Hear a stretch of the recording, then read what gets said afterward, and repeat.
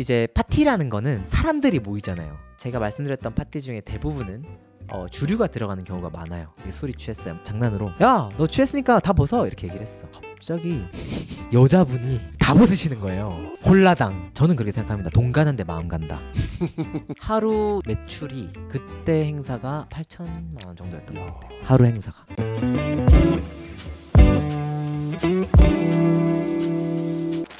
티미 예.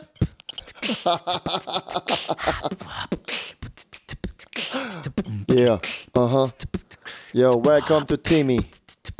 아 좋습니다. 자, 우리 1부에서 티미님 인생 재밌게 들어봤는데요. 2부에서 또 어떤 이야기가 펼쳐질지 계속 들어보도록 하겠습니다. 자, 업체가 파티 행사, 네. 브랜드 론칭을 하는 방식 좀 이런 게 좀 궁금할 것 같아요. 네.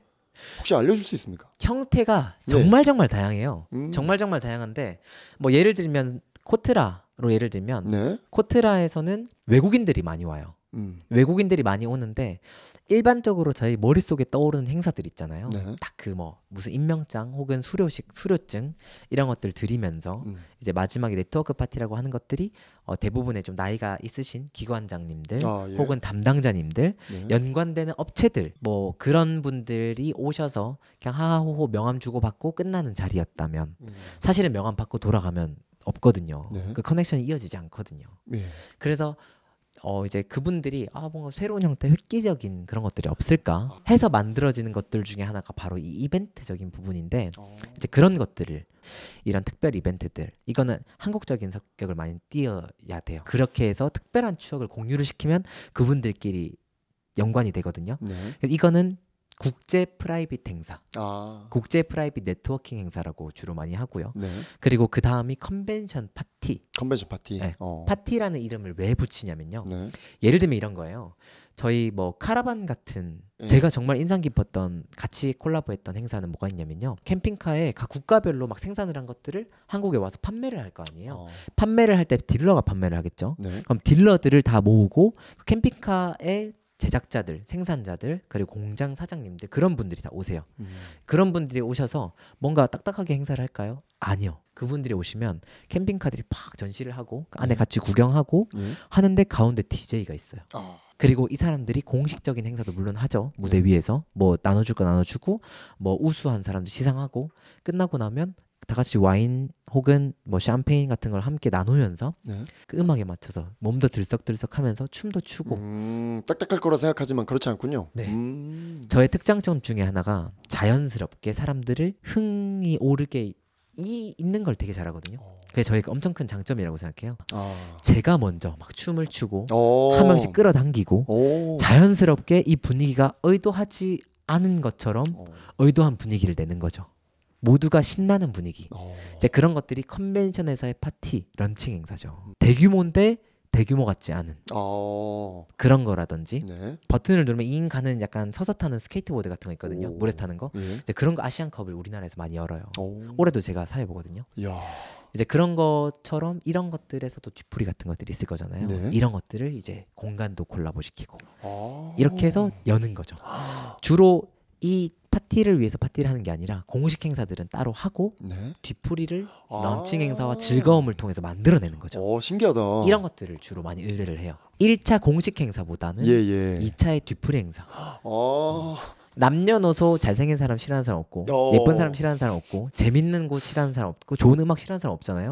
좋은 술 싫어하는 사람 없고 그리고 사실 우리 대한민국의 특장점 중에 하나라면 술이 들어가야 친구가 되는 그런 게 좀 있죠. 근데 이왕이면 주종은 다양했으면 좋겠고 이제 그런 것들을 잘 만들어내는 거죠. 그런 분들이 의뢰를 많이 하구나. 그리고 또 작게는 가게들에서 많이 하는 거죠. 혹시 그 우리 티미님만의 파티 행사를 좀 성공시키는 어떤 원리라든지 좀 이렇게 원칙이라든지 좀 철학 같은 게 있으세요? 저는 일단 혹은 이럴 때 좀 성공적이라고 본다. 네네. 사실은 사람들은 이제 오픈된 파티를 사실 좀 많이 하죠. 오픈된 파티. 저도 물론 오픈된 파티를 진행을 하기도 하고 열기도 하고 하는데 어떤 게 오픈된 클로즈드 파티 이런 게 나눠져 있는 건가요? 그러니까 누구나 올 수 있는. 누구나 올 수 오픈 파티, 프라이빗 파티가 있군요. 네네네. 예. 오픈 파티는 사실은 누구나 올 수 있죠. 예를 들면 EDM 페스티벌은 막 나이가 드신 분은 뭐 나이 제한이 있는 건 아니지만 안 가잖아요. 그런 것처럼 오픈 파티도 그 성격에 따라서 오고 싶어하는 사람들이 있고 누구나가 다 오죠. 근데 저는 사실은 조금 뭐가 있냐면요, 좀 오픈이지만 문턱을 높이거나 좀 프라이빗하게 만드는 걸 좋아해요. 예를 들면 예. 참가비가 10,000원짜리인 행사예요. 네. 그러면 예를 들면 100명이 온다고 예를 들어 볼게요. 네. 그리고 참가비가 50,000원짜리 행사예요. 네. 똑같이 100명이 올 수 있어요. 네. 그러면 저희는 네. 50만 원에 있어도 행사를 진행할 수 있다고 가정해 볼게요. 네. 5만 원씩 내고 오는 사람이 20명만 있으면 그대로 진행을 하면서 80명은 내가 좋아하는 사람들, 내가 초대하고 싶은 사람들로 채울 수 있잖아요. 네. 그러면 당연히 퀄리티가 높아지겠죠. 네. 근데 5만 원을 내고 오는 사람들도, 그러니까 이 행사에 대한 기대가 있는 거예요. 5만 원만큼의 효율과 5만 원만큼의 기대가 있는 거죠. 본인이 생각하는 것과 맞지 않더라도 일단 따라 보는 거예요. 이 공간에 대한 신뢰가 5만 원만큼은 있기 때문에. 근데 이제 1,000원짜리 행사를 100명 받았다고 가정을 해볼게요. 네. 사건 사고가 끊이지 않는 경우가 많아요. 서로 막 사람들을 사귀었어요. 네. 이 사귄 사람들 사이에서 사건 사고 생기는 경우가 많아요. 이거는 10,000원, 50,000원의 예를 드는 게 아니에요. 이 80명을 제가 초대하고 싶고 검증된 사람을 초대함으로써 행사가 원만하게 진행되고 이 온 사람들끼리의 끈끈하고 좋은 네트워크를 만드는데 큰 기여를 할 수 있다는 거죠. 초대를 하기 때문에 초대를 받은 사람은 이 행사 5만 원짜리인데 내가 초대받아서 가네 라는 그런 타이틀. 지금 서울에서는 굉장히 그런 게 많죠. 제가 그런 걸 한창 많이 할 때는 그런 게 없었어요. 그러면요, 좀 블루오션을 좀 건드렸다고도 볼 수 있겠네요. 네네네네. 그러니까 문턱을 높이는 것 자체가 블루오션이었던 것 같아요.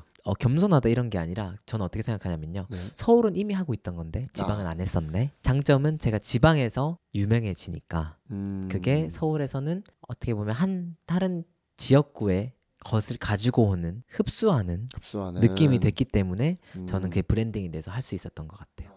그러면은 아까 사건 사고가 많으셨다라고 했는데 네네. 행사 진행하시거나 행사 끝나고 나니 뭐 좀 기억에 남는 에피소드라든지 이럴 만한 어떤 좀 일들이 좀 많으실 것 같은데. 네. 이제 파티라는 거는 사람들이 모이잖아요. 제가 말씀드렸던 파티 중에 대부분은 주류가 들어가는 경우가 많아요. 뭐 이게 설명이 조금 조심스럽네요. 네.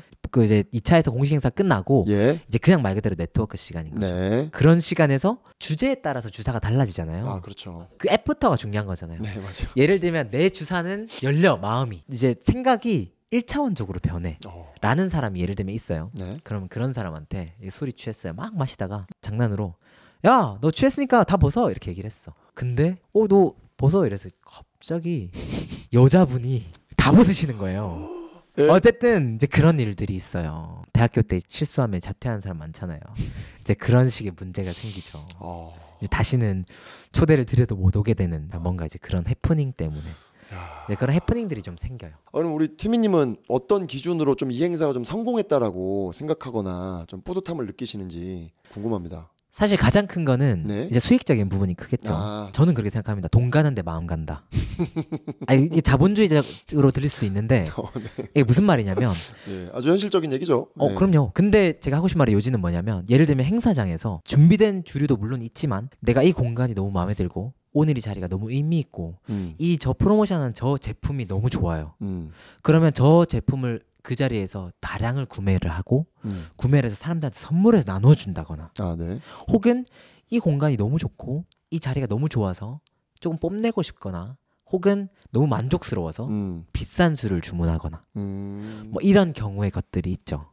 그러면 사실 누이 좋고 매부 좋은 거예요. 네. 그분은 뭔가 사람들에게 좋은 또 저분 되게 사업을 잘 일구어 나가나 봐. 이렇게 큰 자리를 만드네. 이렇게 좋은 주류를 주문하네 하는 느낌의 것들이 저한테는 매출로 오고 그분한테 만족으로 오고 또 그 공간에서의 퀄리티도 같이 높아지는 거죠. 격이라고 하죠. 같이 높아지는 거죠. 그렇게 해서 하루 이제 매출이 그때 행사가 아마 한 8천만 원 정도였던 것 같아요. 하루 행사가.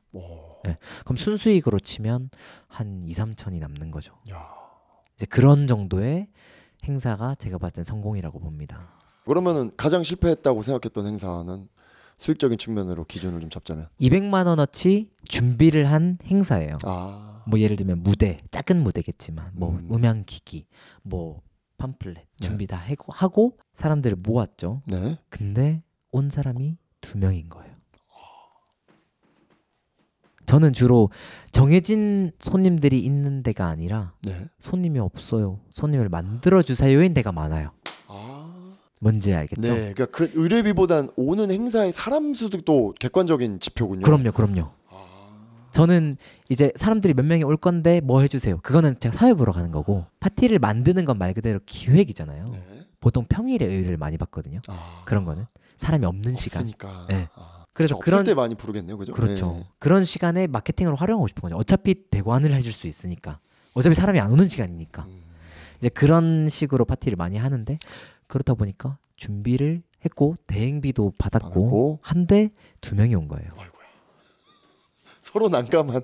이제 서로 무한한. 그 아시는 분은 아시겠지만 가시방석이라는 게 진짜 있습니다, 여러분. 앉아 있는데 네. 엉덩이를 가만히 쓸 수가 없어요. 혼자 막 바빠야 돼. 막 핸드폰 계속 만져야 되고요. 고개를 돌릴 수가 없어요. 내가 고개를 돌리는 순간 모든 사람이 어색하고 모든 사람이 힘들어져요. 그렇네. 고개를 절대 돌리면 안 돼. 그 2명도 무한한 거야. 온 2명도. 네. 본인들이 오긴 왔는데 재미없는 것 같고 가고 싶지만 가면 큰일 날 것 같은.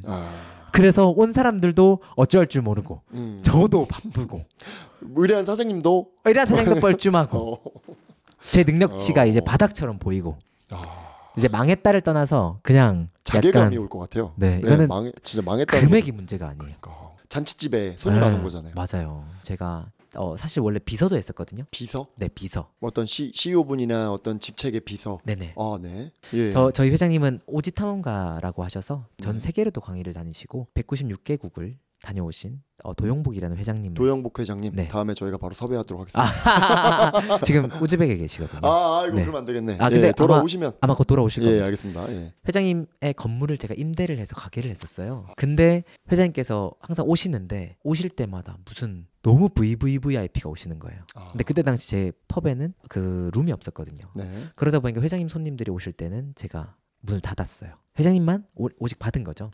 그러면서 이제 회장님과 회장님 손님만 받아도 사실 또 이렇게 팁을 매출이 챙겨주시니까 매출은 충분한 거예요. 그러면서 저를 굉장히 좋게 보시고 그러다가 이제 패밀리가 된 거죠. 그러면서 제가 처음에는 회장님도 가볍게 네 하는 일 지금 하는 거 다 하면서 내 일 있을 때 외부 일정 있을 때 강의 같은 거 있을 때 그때만 좀 따라다니면서 옆에서 빠릿빠릿하게 좀 도와달라. 내가 디지털적인 분 약하니까 이렇게 시작된 인연이 회장님이 전국을 다니고 만나시는 분들을 옆에서 같이 보고 회장님이 저를 소개해 주시는 모습이 너무 감동적이고 너무 배울 게 많고 너무 존경스러운 거예요. 그러면서 제가 스스로 누가 시킨 것도 아닌데 내 인생의 터닝 포인트가 된 것 같다. 제대로 모셔봐야겠다 해서 제가 하던 일을 다 정리하고 회장님만 3년 동안 모셨거든요. 엄청나게 제 스스로의 내면의 성장, 외면의 성장, 그리고 머릿속의 성장이 엄청나게 일어난 거예요. 그러면서 제가 다른 일들을 함에 있어서도 굉장히 큰 ETM 직전에 하신 건가요? 뭐 어떻게? 제가 나이가 이제 33입니다. 예. 제가 아까 말씀드렸던 HM 벤터테인먼트는 24살부터 27살까지 했었고요. 그러니까 27살부터 30살까지는 도영복 회장님 네 모셨고요. 그러니까 이제 30에 결심을 했던 이유가 책 한 권을 또 읽었는데 20대는 사람이 미치고 30대는 일에 미쳐라. 그 책에 또 영감을 되게 많이 받았거든요. 회장님을 너무 존경하지만 이제 비서로서의 일이 제가 미치고 싶은 일은 아니었던 거예요. 그렇다 보니까 제가 하고 싶은 일이 뭘까 하고 고민하던 찰나에 그때 당시에 엄청 유행했던 일 중에 유행이라기보다는 엄청 트렌드하게 우리 모두가 아는 뭐 코카인 이거 함부로 해도 되나요? 해도 됩니다. 코카인 막 이런 이제 방송 사업 중에서 부산에서 지금 제일 잘 나가는 또 엔터테인먼트가 있는데 거기에 총괄이사로 함께하게 된 거예요. 그렇게 또 거기서 2년 있다고 이제 ETM으로 또 독립을 하신 거군요. 네. 페이에 국한돼서 뭔가를 한다기보다는 제 성장과 배움과 그런 것들 제 개인적인 발전을 굉장히 많이 따라갔는데 그것들을 조금 탈피해야겠다라고 결심한 게 바로 30살인 거죠. 그래서 회장님도 물론 많이 챙겨주시고 정말 좋은 조건도 많이 말씀하시고 정말 저를 가족 이상으로 따뜻하게 대해주셨는데 또 불구하고 제가 30살 때 미치고 싶은 일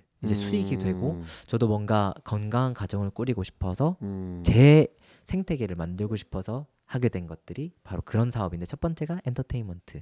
그래서 이제 BJ들, 이제 크리에이터들, 유튜버들 이런 분들을 스카우트하고 키워내고 이분들을 육성해서 이분들을 높은 수입을 내게끔 만드는 네, 그런 사업을 했었고. 알겠습니다. 하여튼 산전수전 많이 겪으신 것 같은데 그럼 ETM과 다른 업체, 동종 업계 좀 업체들이 많을 거라고 좀 많지 않습니까? 네네네. 좀 ETM과 다른 업체와 좀 차이점이 있다거나 그 안에서 좀 ETM의 좀 장점을 좀 부각하실 수 있다면. 사실은 저의 가장 큰 장점은 네. 퀄리티를 좀 높일 수 있는 방법을 여러 가지 알고 있는 것과 네. 그리고 굉장히 좋은 셀러브리티를 바빠도 올 수 있게 만드는 것들, 그런 관계적인 요인들. 네. 그리고 공간 선정할 때 사실 대관비로 모르는 사람이라고 해석했을 때는 대관비가 너무 부담스러워 살 수 없는 장소에서 진행을 할 수 있는 점들. 네. 뭐 예를 들면 요트 위에서라던가. 보통은 이제 기초적으로 들어가는 비용이 너무 클까봐 할 수 없는 것들을 관계적인 부분으로 잘 풀어서 서로한테 윈윈이 될 수 있는 행사를 잘 만듭니다. 갓성비라고 하죠. 갓성비. 네네. 그럼 의뢰하는 입장에서는 굉장히 좀 그럼요. 찾을 수밖에 없는. 사실은 그렇다 보니까 이 의뢰를 주는 사람한테 뭔가 많은 걸 받아내기보다는 네. 같이 한 행사를 하는 이 안에서 새로운 수익품을 뭘로 창출할 수 있을까를 고민을 많이 하죠. 아까 말씀드렸듯이 술을 파는 거나 아니면 어떤 제품을 판다거나 아니면 이 안에서 어떤 제2차, 3차 일들이 일어나게 한다거나 수익품을 창출하는 거를 되게 중점적으로 하는 편이에요. 그렇다 보니까 사실은 편차가 커요. 이 수입의 편차가. 그러니까 좀더 선택지가 경쟁업체보다는 좀 그러니까 선택지가 다양한 거죠. 옵션이 오히려 다양하다는 표현할 수 있겠군요. 그렇죠. 하나의 메리트이자 저의 그 영업 무기인 거죠. 무기시구나. 네네. 근데 사업하면서 좀 가장 힘드셨던 일이나 좀 어려웠던 일도 좀 있으셨을 것 같은데 혹시 힘들거나 어려운 그걸 일 좀 어떻게 극복했는지. 사실은 최근에서야 겨우 극복한 것 같아요. 최근에서야? 제가 일을 하고 돈을 못 받는 경우가 엄청 많았어요. 제가 이 아쉬운 소리를 잘 못해요. 왜 이거 했으니까 주세요. 예. 뭐 주시기로 한 거 주세요. 뭐 이런 당연한 거 말도 잘 못해요. 좀 의외네요. 의외죠. 예? 그래서 이런 것들을 대신해주는 친구가 있었을 정도로 제가 직접 이 얘기를 못해요. 지금은 엄청 많이 극복했어요. 저한테 도와주신 분들께 보답하기 위해서라도 제가 좀 강하게 마음을 먹어야겠다 라고 해서 지금 그런 게 있거든요. 그러니까 미수금이 많아요. 행사 같은 거 하면 미수금이 많군요. 근데 이 미수금을 옛날에는 그냥 뭐 힘드니까 그랬겠거니 혹은 제가 받아야 되는, 그러니까 아까도 말씀드린 커미션이나 이런 것들 받아야 될 돈이거든요. 근데 이런 것들도 제가 말을 못해요. 제 엄청나게 큰 단점이죠. 그러니까 사실은 제 행사에 못 받은 것도 진짜 많거든요. 지금 이 영상을 보시는 ETM에 의뢰하신 많은 고객님들은 빨리 미수금을. 대표님 회사 홍보는 혹시 어떻게 하고 계세요? 홍보는 지인들이 소개를 해줘요. 저는 플랫폼 같은 것도 이용 잘 안 하거든요. 알지만 안 해요. 프라이빗이랑 맞아요. 네. 말씀하셨듯이 좀 부가가치가 큰 거 위주로만. 그래서 부가가치가 큰 사람들을 많이 사귀었으니까 이 사람들 위주로 사업을 하는 거고 이분들이 이제 본인이 해보고 괜찮았기 때문에 소개를 많이 해주시죠. 제가 막 홍보를 해야겠다 노력해서 막 하진 않아요. 이 소개로만 사업을 이어간다는 거는 참 신기한 일인데 그게 만족도가 높으니 가능한 것 같아요. 가능합니까? 앵콜이 많아요. 그러니까 매년 하는 거죠. 이맘때쯤이야 뭐 할 때 됐는데 뭐 이런 거. 작년에 어떤 행사를 이렇게 했는데 무슨 행사 뭐 몇 회 하잖아요. 막 12회, 13회. 보통 업체가 안 바뀌는 경우가 많거든요. 계속 이어지는. 이제 파티 행사로 브랜드 런칭을 해주시는 파트에 계시는데 이 업계에 대한 동향이라든지 이제 미래에 좀 어떻게 좀 흘러갈 것 같은지 좀 넓은 시각으로 한번 좀 설명해 줄 수 있을까요? 그럼요. 제가 봤을 때는 점점 세분화될 거라고 생각합니다. 그리고 이 라운지나 이런 곳들이 이제 정상화가 되어 가는 거죠. 이제 사실 코로나를 통해서 저희가 정상적이지 않게 붐이 되고 이슈가 됐던 공간들이 다시 정상화가 되기 시작했다고 봐요. 옛날에 말씀하셨던 하나의 노상 감성이죠. 이제 1,000원짜리 맥주, 뭐 1,000원짜리 소주 이런 데를 파는 가게들과 아예 하이엔드 지금 이 두 가지로 소비 양극화가 좀 일어나고 있다고 보거든요. 힙한 가게들이 지금 문을 많이 닫고 있어요. 대형 프랜차이즈들이 다시 살아나기 시작하고 보장된 서비스와 보장된 어떤 것들을 찾아가는 경우가 더 많아지고 있다는 거죠. 왜냐하면 힙이 많아지면서 이 힙 중에서 가야 될 곳이 많아지고 이 힙한 곳은 한 번 가면 두 번은 잘 안 가게 되는 게 있는 거예요. 근데 스타벅스는 한 번 가도 두 번 가잖아요. 이런 느낌에 굉장히 세분화되거나 아니면 굉장히 정형화되거나 이 둘 중에 한 가지로 갈 거라 생각하는데 저는 또 하나의 사업의 가지수로 봤을 때 저희 사업의 전망은 굉장한 세분화로 갈 것 같습니다. 갤러리에서 파티를 할 때 DJ를 도입하고 갤러리가 파티를 하는데 바베큐를 굽고 이런 저희가 상상하지 못했던 형태들을 많이 하기 시작했어요. 이제 그런 것들처럼 굉장히 세분화된 시장 그러면서도 고부가가치에 소수 혹은 그렇게 많은 인원수가 아닌 사람들 모이는 것 자체가 이슈가 될 만한 그런 일들이 많이 생길 거고요. 그리고 이제 큰 행사가 많이 열릴 겁니다. 우리가 코로나로 인해서 없어진 많은 것들 중에 하나가 큰 행사들이 없어졌죠. 지금 예를 들면 워터밤 이런 큰 행사들이 그런 거에 대한 목마름이 더 커졌기 때문에 연예인들 콘서트 스타디움급의 그런 것들이 살아나고 많이 될 겁니다. 아까 맨 처음에 글로벌이라는 키워드를 쓰셨는데 ETM도 네네. 글로벌 행사에 의뢰가 많이 들어온다고. 그럼요. 한류가 굉장히 핫하고 이슈가 됐죠. 체감하고 계시는 겁니까? 체감하고 있습니다. 굉장히. 그래서 플랫폼적으로도 좀 그런 것들이 있어요. 저희가 이제 파티를 통해서 인적 네트워크를 많이 활성화됐다 보니까 이제 이런 그 소셜 커머스 같은 것들을 통해서 판매나 방문이나 이런 것들이 이루어지는 형태가 굉장히 좀 활성화가 됐고요. 이런 걸 통해서 누군가를 초청하는 행사가 좀 많이 생기기 시작했어요. 예를 들면 100만 틱토커 해외에서 초청을 하는 거예요. 1박 2일, 2박 3일. 이 사람 왔다 갔으니까 여기서 또 이 영상을 계속 송출하는 거예요. 그러면서 이 공간에 이 사람이 왔다 갔다 하는 걸 또 알리고 그러면서 브랜딩도 가져가고. 티미님 그 뭐 순수익만 2천만 원 남았던 적도 뭐 있다고 얘기하셨고 많은 돈을 수익을 이렇게 창출하고 계시는 걸로 좀 보여집니다. 돈 벌면 좀 어떻게 쓰십니까? 주로 가족들한테 많이 쓰는 것 같아요. 가족들한테. 네. 그리고 사실은 아까 저한테 결혼했냐 물어보셨는데 결혼하셨어요? 저는 안 했습니다. 안 하셨군요. 네, 저는 이제 그런 리미트적인 목표가 있습니다. 전 35세 결혼하고 싶어! 라는 이 목표 때문에 이제 그걸 위한 것들을 만들어가는 거를 위주로 사실은 쓰기보다는 조금 모으기 위주로 하고 전 사실 돈 거의 안 써요. 어떻게 써야지가 아니라 돈을 벌면 어떻게 모아야지를 더 좀 관건적으로 보는 것 같아요. 자, 앞으로 회사 잘 되게 하려면 어떻게 해야 될지 그 얘기해 주시고 마지막으로 회사 홍보 하면서 마무리 짓도록 해보겠습니다.